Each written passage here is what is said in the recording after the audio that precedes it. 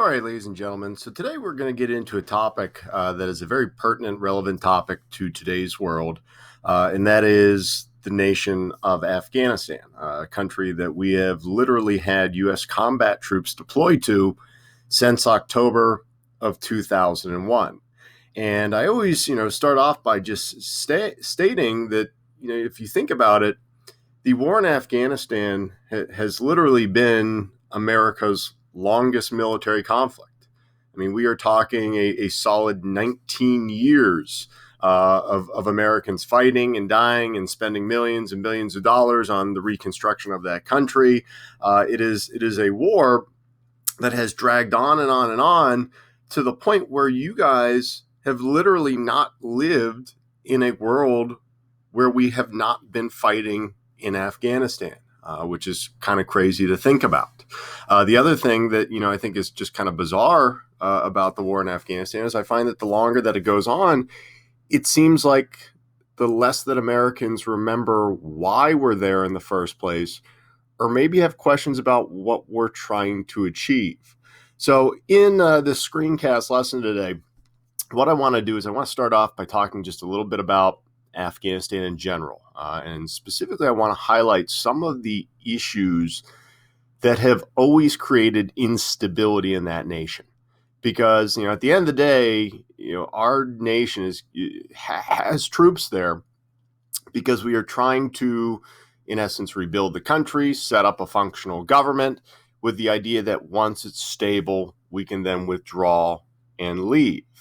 Well, if we still have troops there, obviously then we have not reached that point. And so I want to start off just by talking about how Afghanistan really has a lot of factors that have always created instability in that part of the world. And you could argue that, hundreds and hundreds of years ago, people were dealing with the same kind of issues that they are today. From there, then, after we talk a little bit about, the geography, the economy, the culture, etc., we're going to get into the history. And specifically, we're going to focus on the history of U.S. involvement in Afghanistan, which starts in 1979, and kind of highlight the linkages between our actions in the Cold War and basically what has happened since 9/11. So we'll kind of get into all of that. And as usual, I'll try to do my best to kind of synthesize and whittle this down and maybe leave out some of the side stories to try to be as efficient as possible here in our use of time. Now, I started off here just with a basic overview slide about Afghanistan. So you see some statistics up here about population and size. So overall, we're talking here a territory roughly the size of Texas. Probably the single biggest challenge that Afghanistan has to deal with is its geography and topography. We are talking about a landlocked nation that has really no direct access to the sea or to the outside world. So a lot of times that we see landlocked nations are inherently underdeveloped, oftentimes, not always, but oftentimes. The other thing, too, is you look at, this topographical map here, and Afghanistan is a country that is one of the most mountainous nations on earth. And we're not just talking, small mountain ranges like, the Appalachians or something. We are talking a sizable part of the country that basically resides at 5,000 feet of elevation or greater, with many areas, especially the areas along the border with Pakistan and the area around the capital city of Kabul, that sit above 10,000 feet elevation. So I put up here just a picture of what's very typical terrain in many parts, especially of eastern Afghanistan. And we are talking, again, extremely... what's the word I'm looking for here? Extremely robust slopes in terms of the mountains, very difficult to traverse. And with that, really very difficult to establish any kind of connecting infrastructure. So we take for granted here in the United States that we got roads and highways everywhere. We got internet lines and communication systems everywhere. In Afghanistan, they don't have a lot of that, in part because of the terrain.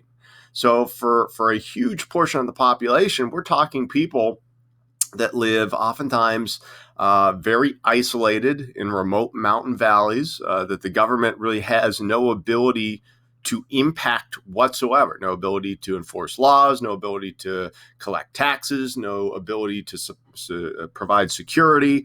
I've heard it described before, like many parts of the world, Afghanistan is a country where it's kind of like two countries in one. You have the Afghanistan of the cities, which, can be controlled by a governing entity.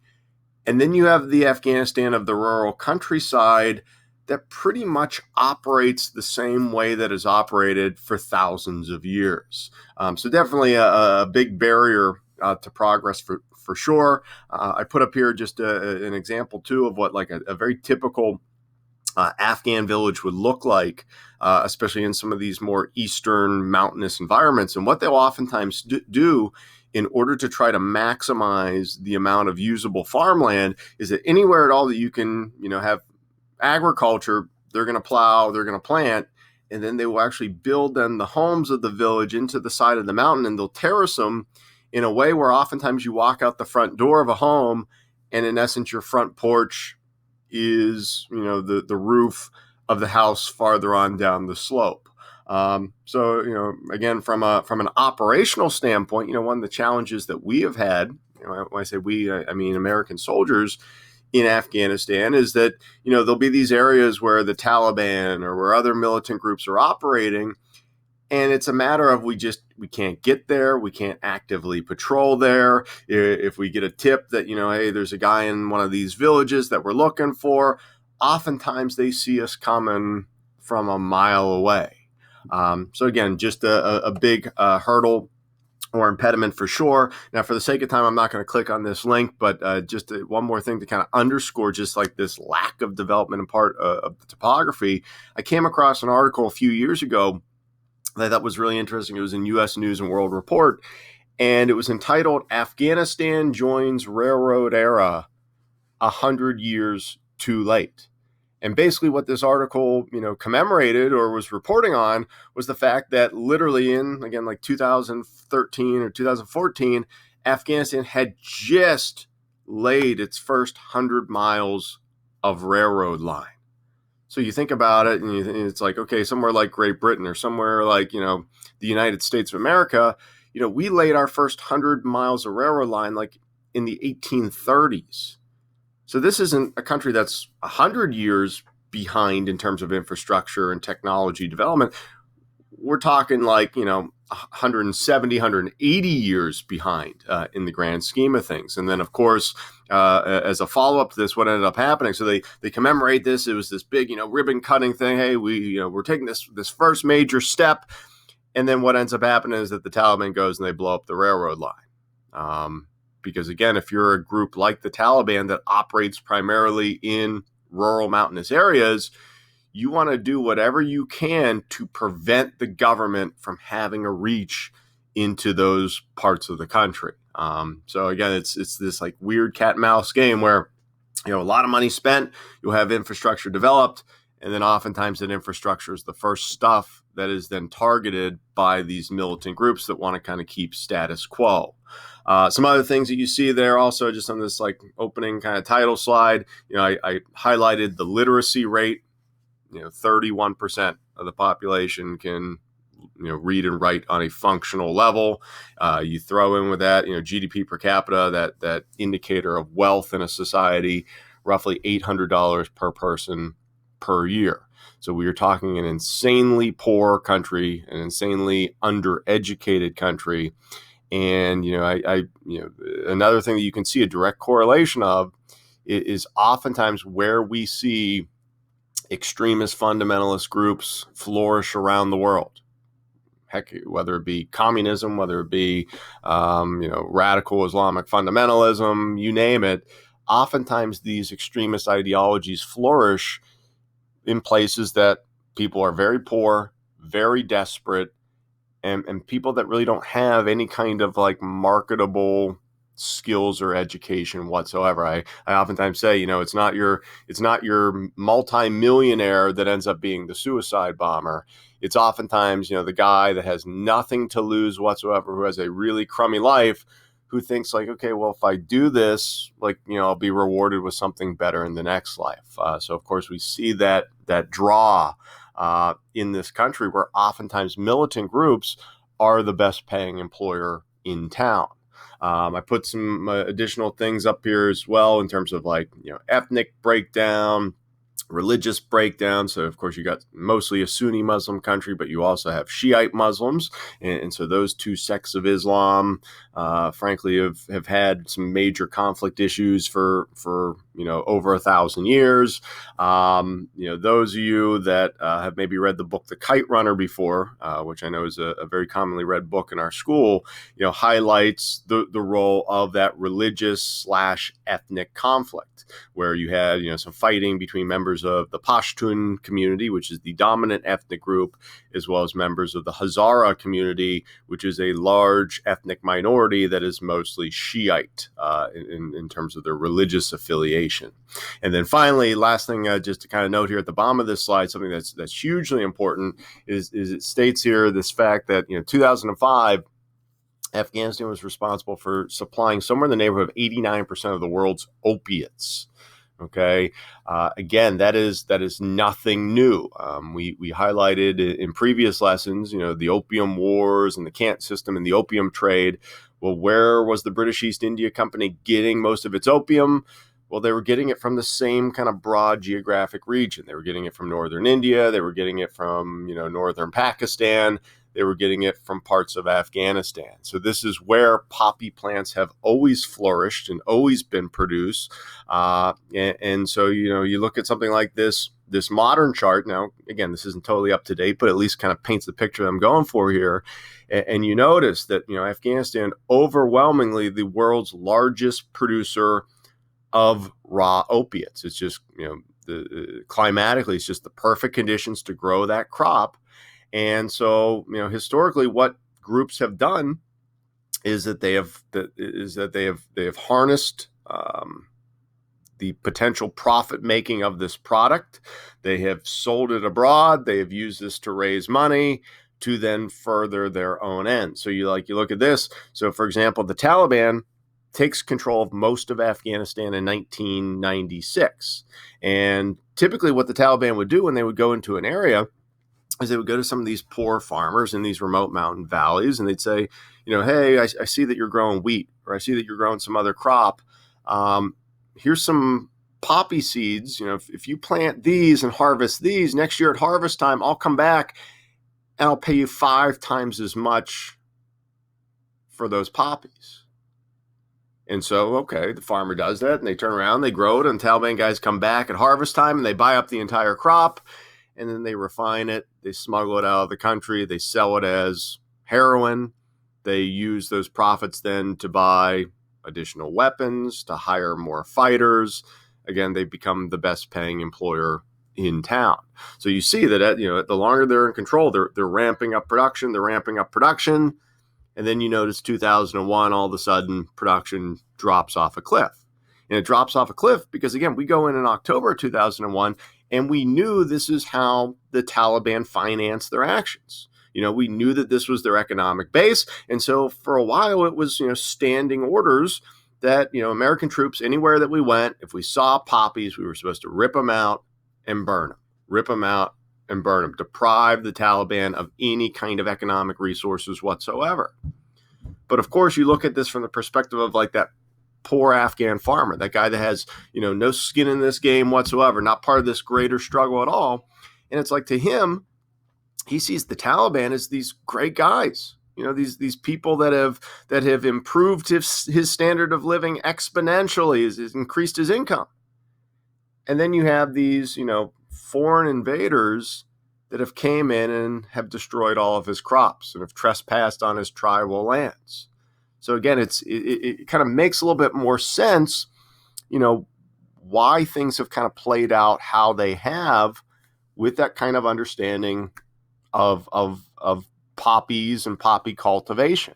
By the way, since this time, one of the things that we ended up seeing was after this policy of tearing out the poppies was that we saw that support for the Taliban absolutely surged, that they were able to recruit very, very easily. And so we ended up kind of changing our tactic then again. And we said, okay, anytime we come across poppies, let them lie. Try to convince the farmers to grow something else, but basically if they're growing them, let them be. So it's one of these whole like you're damned if you do, you're damned if you don't kind of scenarios where no matter how you approach the issue of poppies, you can't really win. So again, just something else that's led to instability in finance, that group and other groups. Of course, from an ethnic standpoint, this map shows us the ethnic composition of Afghanistan. You see it's just a complete and total gobbledygook of different groups that all speak different languages, have different traditions, dress in a different manner, have different values, etc. And a lot of these groups do not get along with other groups whatsoever. Now, the largest group in Afghanistan, the one that is the most significant by far, is the Pashtun ethnic group. They make up, about 20 million people in Afghanistan. So overwhelming majority of the population is Pashtun. The Taliban is a primarily Pashtun political organization. Okay. So you see they're scattered all over the place, but then you have all these other groups. You have Uzbeks and Tajiks and Turkmen and Kyrgyz. And so one of the things that we, found was like, for instance, when we went in 2001, certain ethnic groups helped us out and supported us while other groups fought against us. So there was always kind of these shifting ethnic alliances in Afghanistan's history. And then this map, why I included this one as well, is that this shows us kind of the greater ethnic picture. And you'll notice that in addition to there being, 20-something million Pashtun in Afghanistan, you also have another 30 million on the Pakistan side of the border. And so one of the challenges that we have constantly had is, you'll get, members of the Taliban or other Pashtun groups that'll maybe launch attacks on American forces or on Afghan national forces or launch terrorist attacks. And then they'll slip across the border, which is a very mountainous, under-regulated border, and they'll slip across and then they'll hang out with their cousins in Pakistan for a while. And they'll resupply and reorganize, and then they'll slip back across the border again and rinse and repeat. So it's, it's one of these challenges again, because, for instance, during the Obama administration, it was a central part of our policy that we were flying all sorts of drone aircraft into Pakistan to target these people, take these people out, send a missile through their front door while they were sleeping. But from an international relations standpoint, it caused problems because, how would we feel if Canada, for example, started droning people in our country? I don't think that we would be overly cool with that. And so since we wanted Pakistani cooperation and we wanted to maintain a good relationship with them, we basically kind of stopped that. And these border crossings have kind of recommenced. Osama bin Laden, where did we find him? We found him hanging up in a place here in northwestern Pakistan, not far from the border of Afghanistan. So again, that's something that's been a big challenge in our war efforts for sure. Now, in my mind, probably the thing though that's the most important thing for you to understand about Afghanistan, something that explains a lot about Afghanistan's history, is the cultural side of things, something specifically called Pashtunwali. And Pashtunwali, is a word that if you translate it in English, it literally means the way of the Pashtuns. As I wrote here, it's basically this set of values that has dictated how the Pashtun ethnic group, that largest ethnic group in Afghanistan, has lived, and kind of how they view the world and what they view as right or wrong for upwards of 3,000 years. So this is not something, I don't want you to think that this is like a book. I don't want you to think that it's like, oh, let me go get my copy of Pashtunwali. This is just a set of values very similar to something like the Bushido Code that is just passed down from parent to child, that is stressed within that society and very much ingrained in terms of how those people behave. Well, I wrote here a basic summary of the 9 main principles of Pashtunwali, and I'm not going to go through all of them in super detail, but there is some I want to highlight pretty quickly here. So you'll notice that, some of them, frankly are values associated with like a lot of cultures, trust in God, righteousness, bravery. Like, okay, these are things that many societies view as like beneficial values.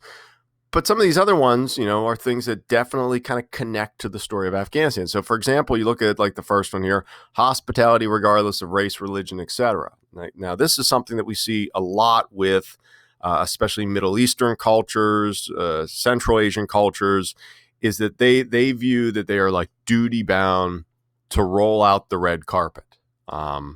For anybody that's a visitor or a guest. One story about this that I remember seeing on 60 Minutes I thought was very telling was that there was this army team that was going into one of these areas, and the military was trying to build a road. Yeah, that's what it was. So they're trying to go in. They're trying to build this road because the idea was, we can build in this road, we'll have access, we'll be able to monitor this area, we'll be able to, combat the Taliban more effectively. And so they go into this area, but before they start building the road, they send this team of army higher ups to this village to negotiate with the village elders, to explain to them, hey, we're going to come in and build this road. We want you to support the road building. We'd like to maybe hire some of your young men to work on the road crews. It's going to benefit you this way and that way and whatnot. And so they go into this village, this Pashtun village, and literally the village like rolls out the red carpet. They put out the best carpets on the ground for them to sit at. They slaughter a goat and they make this like huge feast. In the 60 Minutes episode, I remember the army captain was sitting there and he was drinking tea. And literally every time he would take a sip of tea, there would be some like young man that would like literally stumble over himself to try to really quickly like top off the tea to the top of the glass again, but just over and over and over. So they were just so over the top welcoming and nice. And then the thing that stuck with me about the story is they finish the meeting, the army guys leave, and the camera's rolling, and the captain looks at him and he goes, yeah, I know that village elder is just going to turn around and walk up that mountain and tell the local Taliban commander everything that we just talked about. That those people don't want us here, that those people hate our guts, that they view us as the enemy. Yet they still were willing to treat this guy with the utmost respect. So again, just shows you kind of how important that this value is. Second one listed here, one that has a huge part in this story, is the notion of asylum. That if somebody comes to you in need, you are basically, and they ask you for asylum, they ask you for protection, and you grant that to them, that you are then duty bound on your life. You literally have to go down fighting to protect this person from their adversaries. I don't know if anybody here has ever heard of or read or seen the book/movie Lone Survivor. If you haven't, definitely check it out. It's a great read. The movie isn't as good in my opinion, but the book is fabulous. Basically, what the story of Lone Survivor is it's the story. It's a memoir written by the one survivor of the deadliest mission in Navy SEALs history. And basically what the mission was is it was early on in the Afghan war. It was the SEAL team. They were going into this remote mountainous area. They were dropping the SEAL team in on the top of this mountain, and they were supposed to then go down into this like village where some Taliban commander was hiding. They were supposed to arrest him, whisk him on out, and be extracted. Well, as this team is working their way down the mountain, they end up being seen by some like local guy. The person reports back to the local Taliban commander. And the next thing you know, there's this just like massive ambush where the entire SEAL team is pinned down by hundreds and hundreds of these Taliban fighters. And of course, most of the team ends up getting killed in the ensuing firefight.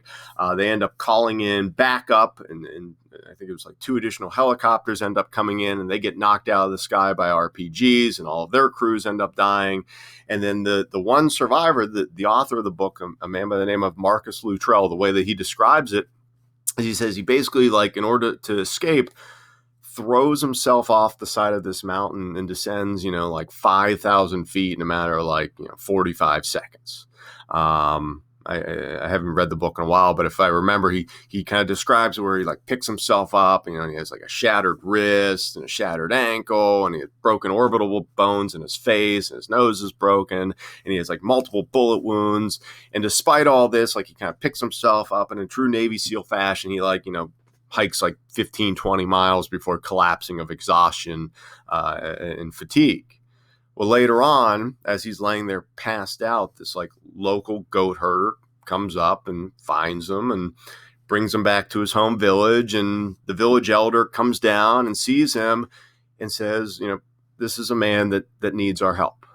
We're gonna grant this person asylum. We're gonna grant him protection. We're gonna get him patched up. We're gonna do the right thing and help him. Well, about 2 days later, 3 days later, this Taliban commander hears that Marcus Luttrell was in this village, goes down to the village with his Taliban fighters, bursts into the house that Marcus Luttrell is being cared for in, supposedly beats him up, manhandles him. And then literally as he's about to kill Marcus Luttrell, the village elder walks in and says, "You need to stop. We've granted this guy asylum." And the Taliban commander with, again, 100 armed men at his command immediately stops and retreats from the village. Because he knows that based on Pashtunwali, since this is a Pashtun village, since the elder has granted asylum, literally if the Taliban went in and tried to take Marcus Luttrell or kill Marcus Luttrell, that every single man, woman, and child in the village would be duty bound to fight against them and die if necessary. So what ends up happening is that the Taliban retreats. They kind of encircle the village. They just kind of hunker down. They figure like, all right, well, he's going to get better and have to walk out of here eventually. And they kind of like lay siege to the village for like a few months until Marcus Luttrell was all better. And then the story ends up kind of ending where this same village elder just sets out on foot one day from the village, ends up hiking like, 60 miles over a mountain range to the nearest U.S. military base, and just says like, hey, we got your guy. And they send in an extraction team and they get Marcus Luttrell out. So that whole book and story has always stuck with me. It's just a prime example of how important this is to people and how it cannot be revoked whatsoever. You see a third one here. Okay, this one definitely has caused significant problems, both now and throughout history. This notion that you are duty bound to seek justice or revenge against a wrongdoer, whether it's injustice committed today or 1,000 years ago, and that the only way to seek revenge is through bloodshed.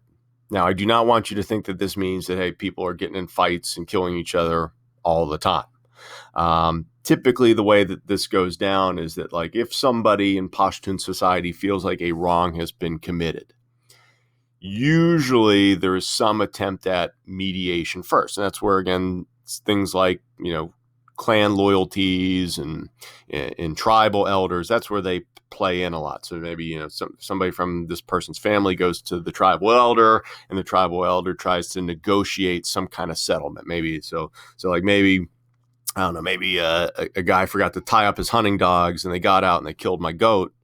Well, maybe then the negotiated settlement is that, hey, they buy me a new goat and everything's good. But where this does sometimes get invoked is like, let's say that there is no settlement. Let's say that hunting dogs get out and they kill my goat, and there's then the elder says to the other person, like, hey, you need to pay for a goat. And he says, well, heck with that guy. He's a jag-off. Like, I don't care. I'm not paying for his goat. Well, then I am duty bound to restore my honor through bloodshed. So maybe I go over to his house and maybe I kill all of his hunting dogs. Well, the problem, and where we oftentimes see this become a cycle of revenge, is maybe that person says, oh, well, him killing, I only killed one goat. He killed 5 of my hunting dogs. That's excessive. I've been wronged. So maybe he comes over and, beats up my son. And maybe you say, oh, well, I think that's excessive. I was just doing things to animals. He, harmed a human. So then maybe I go back and I, kill his daughter. And then maybe he comes back and burns my house down. And then maybe my family wipes out his family. I mean, that's how things can very easily escalate. So again, you think back to my example before of like the small time poppy plant farmer. You're just doing your own thing, planting poppies, working with the Taliban. All of a sudden, the U.S. military comes in, tears out all your crops, burns it, and then leaves. In your mind, a tremendous wrong has just been done, and you are duty bound to seek revenge, whether it's now or 1,000 years from now. So, hey, maybe I can't get revenge on the Americans, but maybe when I die, maybe my son will get revenge or my grandson will get revenge. Somebody is required to settle the score. And then the last one on this list I wanted to highlight, this last one, honor of women at all costs from vocal or physical harm. Now, you might say, oh, well, that sounds good, right? Like, we want to keep our women safe, right? We want to protect the women in our society. Well, where we see problems with this is, especially the vocal harm part of this. So like, let's say, for example, I'm trying to think of how I can phrase. So I have a younger sister. I have a younger sister, a few years younger than me. We were in school at the same time. So let's say that when I'm in high school, I'm walking through the halls, as my bad self one day, and I overhear a conversation of a bunch of, other male students that are commenting on my sister.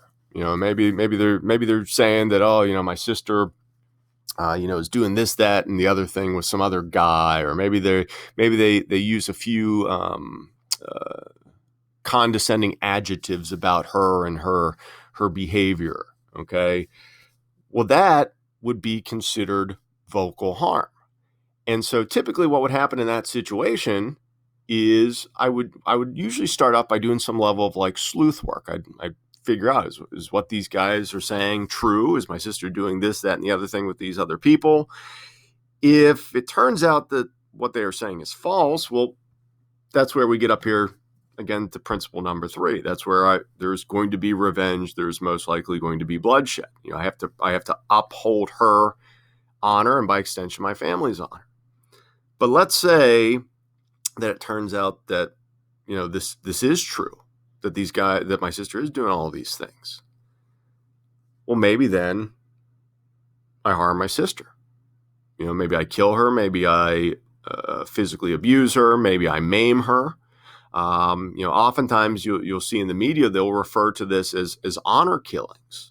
And every once in a while, you'll hear stories that pop up, in the news about Pashtun families in Pakistan or Afghanistan, or that have immigrated abroad, where maybe a father kills his daughter, or a brother kills his sister because they feel that they have acted in a way that has dishonored them and their whole family by extension.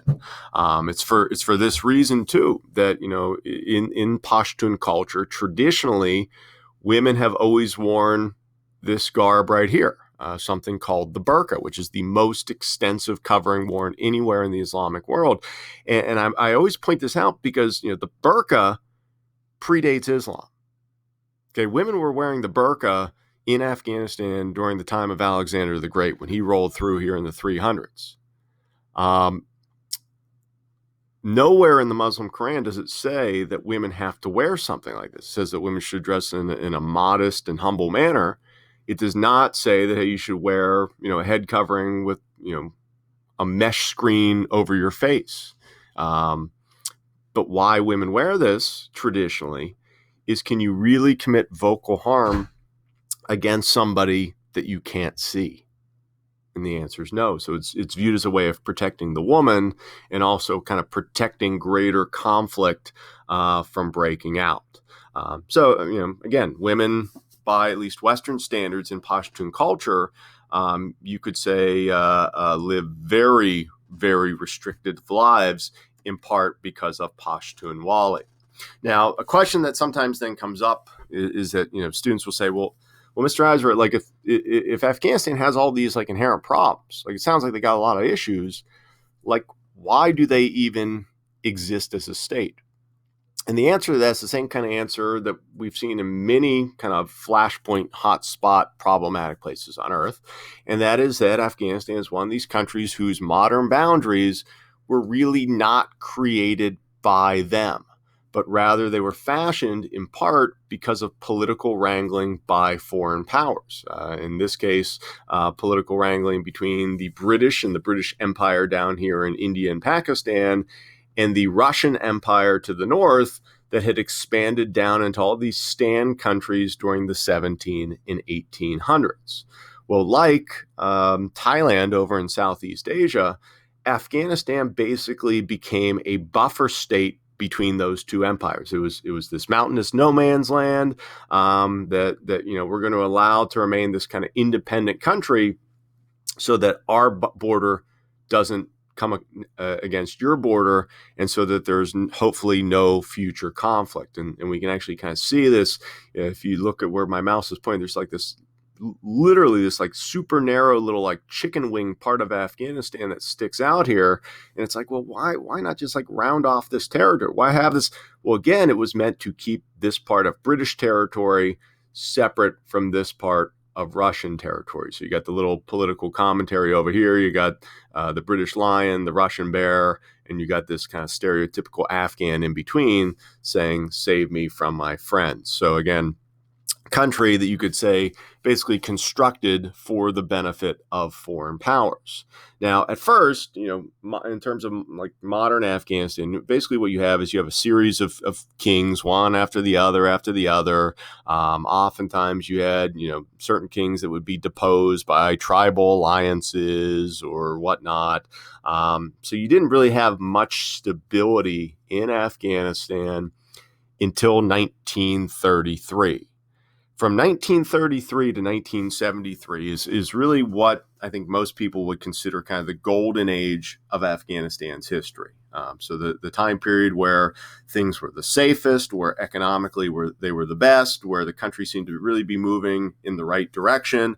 And that was specifically during the reign of a man by the name of Zahir Shah, a man that you see pictured here in the car with JFK during a state visit in the 1960s. And Zahir Shah, to sum him up in a nutshell and why he was successful, is that Zahir Shah took very much kind of a live and let live approach to these more rural, traditionalist, tribal areas. That in the cities, in places like Kabul, places like Kandahar, Zahir Shah was a modernizer. He was very similar to a Matsuhito or to a Peter the Great, where he brought in foreign experts and he tried to bring in outside economic investments, and he tried to model Afghanistan after Western Europe or the United States. In fact, during Zahir Shah's reign, for example, many American companies set up factories, like Ford, for example, set up a factory in Kabul manufacturing trucks for sale in the Asian marketplace. So, the economy was growing, infrastructure was being developed, but what Zahir Shah did not do was to try to push any changes or reforms in these like rural areas. Basically, hey, I'm gonna do my thing in the cities. We're gonna change things in the cities. I'm not going to bother you in the countryside, and you Pashtun people in the countryside, you don't bother me. So it was very much kind of a live and let live approach, and things were very stable as a result. So, you look at some of these pictures from, Afghanistan during Zahir Shah's reign, and they're really interesting to look at. I mean, so these are, for instance, a record store in Kabul. During the 1960s, you could have bought the Beatles, you could have bought the Rolling Stones, you could have bought any record that you could have bought at any record store here in the United States. Or you look at these female students. I mean, if I wouldn't have told you that, hey, these are female students in Afghanistan, you would have never known. Or you look at the style of dress. You don't see any burqas being worn. You see women receiving a top-notch university education beside their male counterparts. Here's two pictures. I always find these to be fascinating as well. So this is a before and after picture. Okay, so before and after picture of the same park in Kabul, Afghanistan. And during Zahir Shah's reign, Afghanistan actually was a major destination for foreign tourists. So you see this picture of these two women tourists there taking pictures. They're in this lovely park. And then here's what that same park looks like today. So this is what, decades of pretty much nonstop war will do to the place. Postcard picture of a part of central Kabul, same kind of area today. So you can see how it's been kind of left to neglect. And you see these people scrounging for, I don't know if they're looking for recyclable goods or what they're looking for. Another postcard. This one, is a kind of a landscape of the city of Kabul. You got the mountains in the background. Kabul was actually nicknamed during the 1960s, 1970s, the Paris of the East. You had this beautiful whitewash architecture. You had canals going through the city. You had beautiful parks. So every year you would have thousands of foreign tourists that would come in and spend their money. Well, the question then becomes, okay, well, if everything was so great, well, what happened? Like, what messed all this up? Well, what messed this up was in 1973, Zahir Shah leaves the country. He left for a routine medical surgery. I think it was like an eye surgery or something. And while he was out of the country, one of his top advisors, actually a cousin of his, a man by the name of Daoud, staged a coup and overthrew him. Daoud, in part, was greatly disliked by the population as a whole, greatly disliked by the military. And then in 1979, 6 years after he seized power, Daoud likewise was overthrown by a covert group, the Afghan Communist Party, a group that had been pretty much organized and funded by the Soviet Union dating back to the 1960s. Well, when the Afghan Communist Party takes power in 1978, 1979, they pretty much take this whole live and let live approach to the rural countryside and they throw it out the window. Instead, they decide that they are going to create this, utopian communist, wonderland in Afghanistan. So, some stuff, for example, that was a key part of communist policy in Afghanistan was stuff like land redistribution. We've kind of harked on things like, collectivization that was very normal in communist societies. So here you'd have the communist authorities that would go into these remote mountain valley areas and they would say to these tribal farmers, they'd say, okay, that's not your land anymore. That's now the government's land and we're going to redivide it up. And this guy over here, he's going to get a chunk of your land and you're all going to work on this big community. Well, that is not going to go overly well with people that were maybe working the same family-owned land that had been their family for hundreds, if not thousands of years. So you're going to get, principle number 3, revenge. It's on, or that notion of, hey, you're duty bound to defend your land and your family and your tribe. So people are going to rise up and revolt. Another thing that they're going to do is they're going to go into these areas. They're going to say, okay, communist system, like all people are equal, men and women. So those women, they can't wear the burqa anymore. They need to get jobs. They need to have an education. Of course, something that is not going to go over overly well with a very conservative kind of traditionalist culture. And then the big thing, of course, that's really going to set the country alight is that in the Communist Manifesto, it states that in a perfect utopian communist society, there can be no organized religion, that your loyalty should be to the state. Well, here in Afghanistan, we have a country that is an extremely devout religious nation. And so when they decree this, all right, you all have to be atheists now, no formal worship. Basically, the entire population of the country rises up and revolts.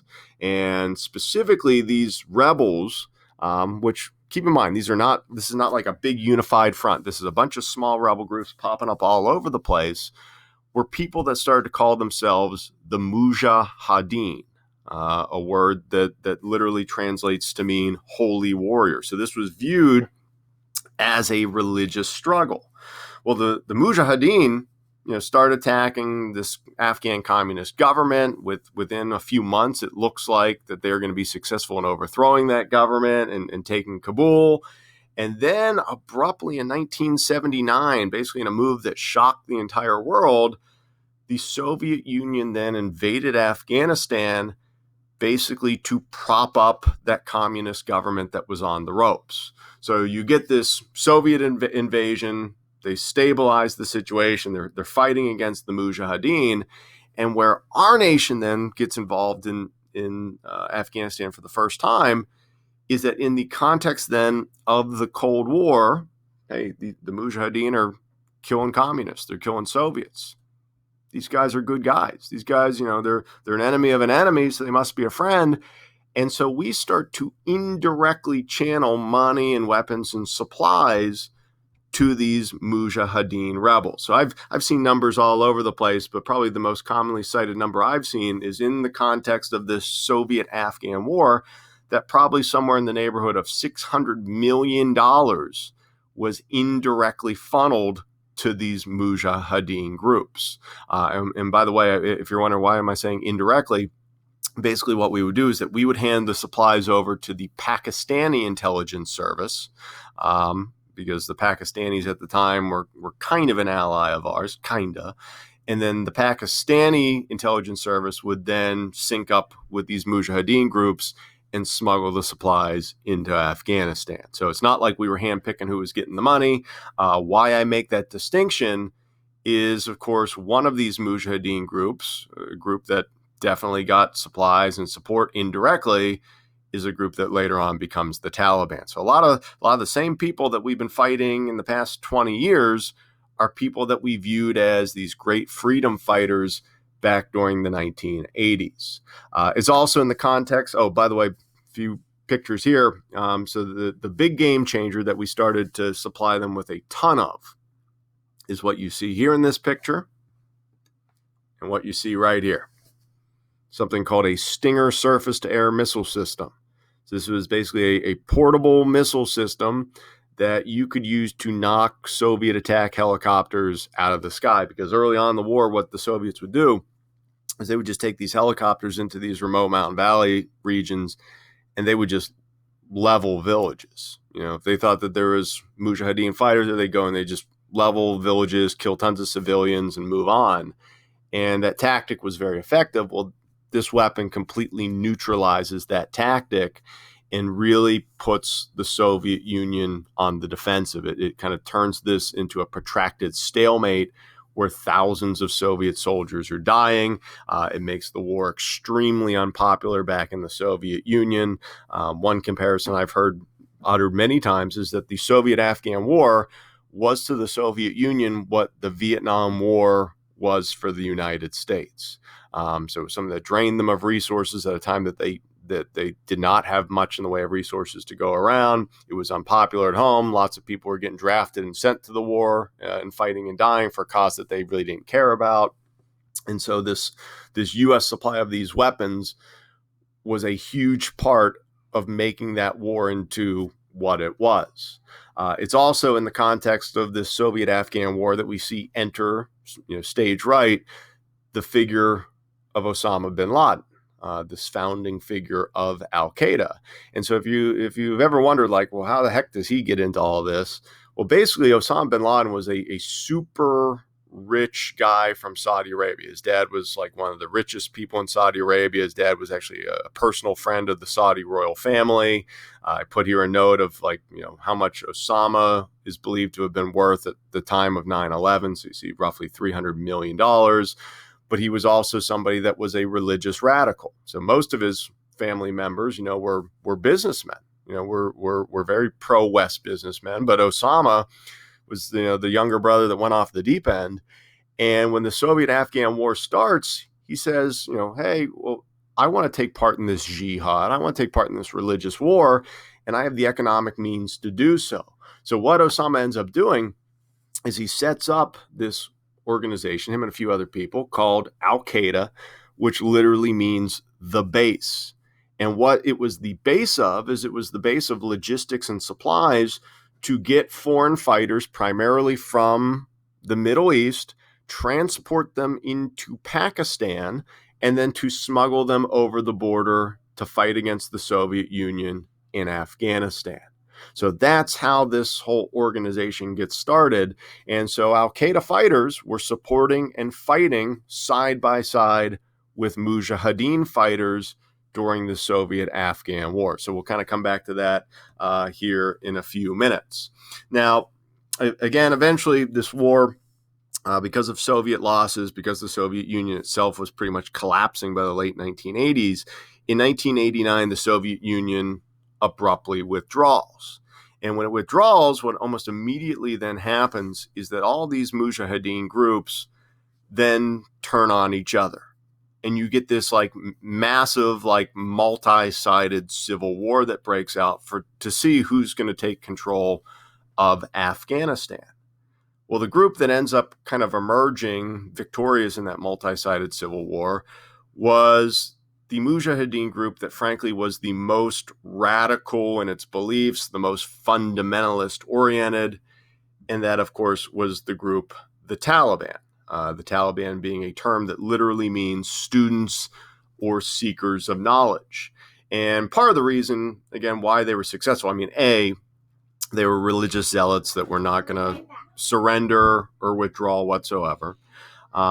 Secondly, they were very quick to dispense justice and establish law and order in any area that they went into.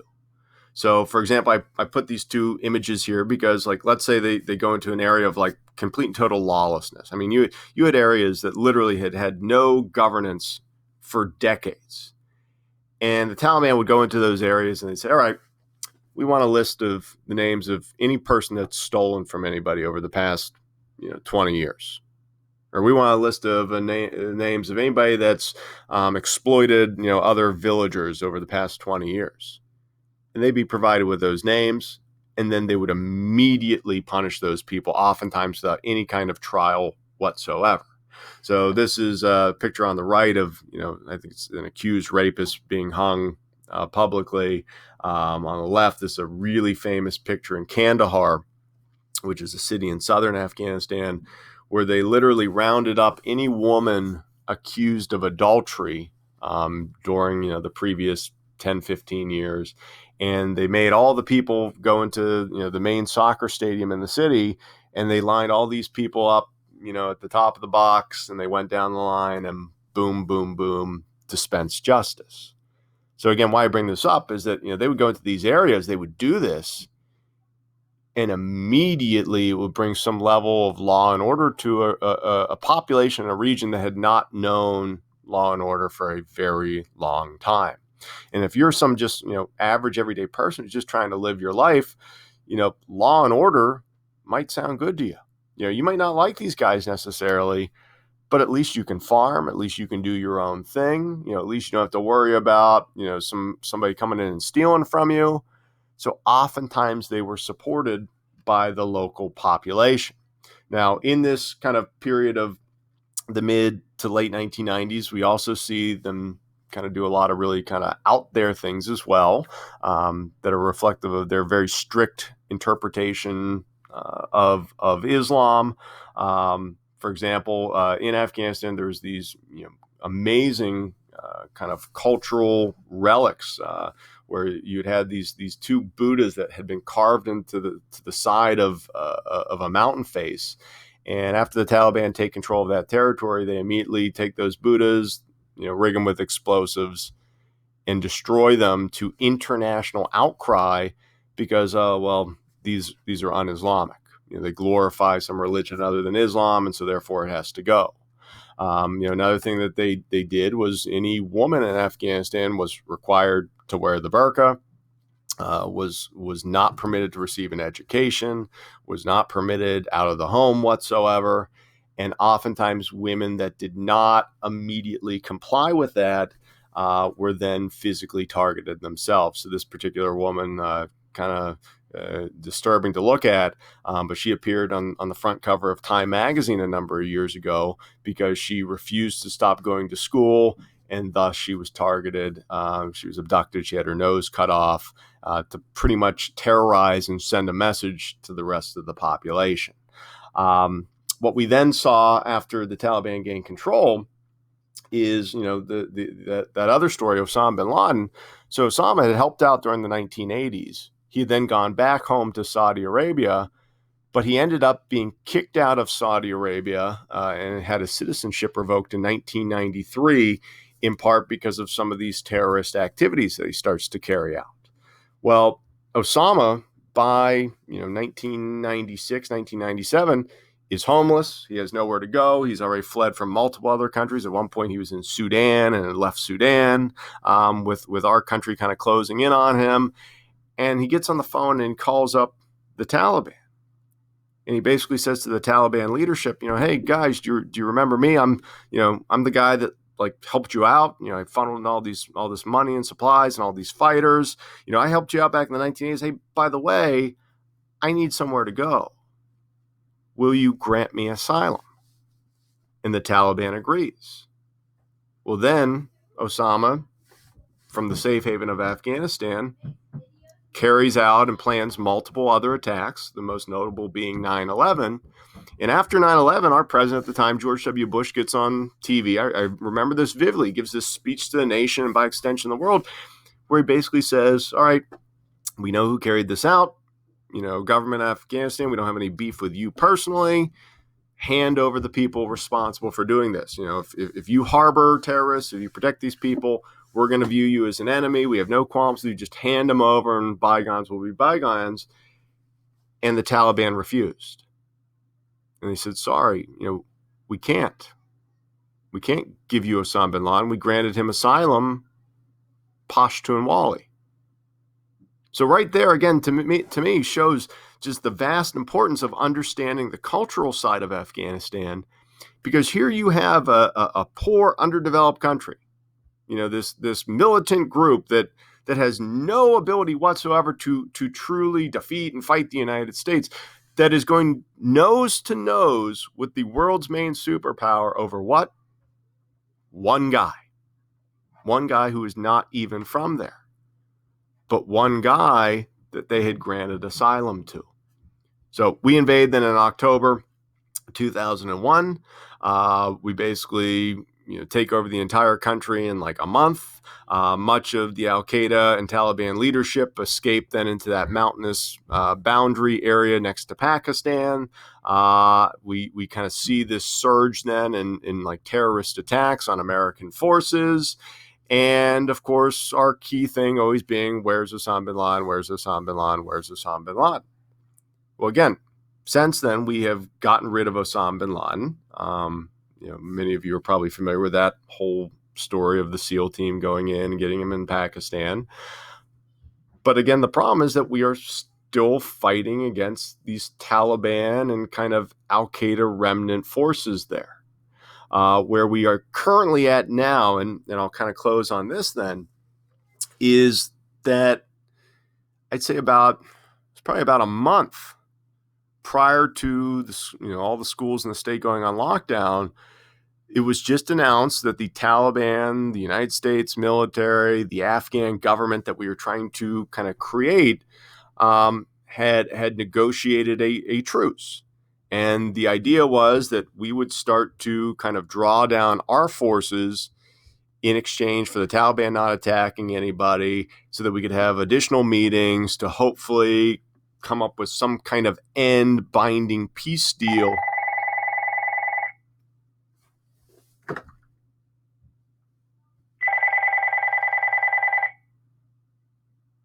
To get them involved in the political process. Sorry, that was my phone ringing. So again, it'll be interesting to see how things go, because things were looking so drab and dire for the longest time. Like I always, previous years teaching a similar lesson to this, I always thought that, hey, this is just going to be this never-ending cycle of revenge. That the Taliban are never going to give up, that they're never going to surrender, that as long as this war is going on, there's going to be more civilian casualties, that civilian casualties will create more people that are dead set on revenge against the United States, and that this will be this never-ending war. But then all of a sudden we had this kind of glimmer of hope, and then the world changed again with the coronavirus. So it'll be interesting to see. It'll be interesting to see if Afghanistan, for the first time in 40 or 50 years, is going to emerge from this able to stand on its own feet. If it's going to end up being a true democratic, inclusive society. Will we have a role in Afghanistan? Will we, for the first time in 40, 50 years, not have any kind of involvement in Afghanistan? Your guess at this point is as good as mine.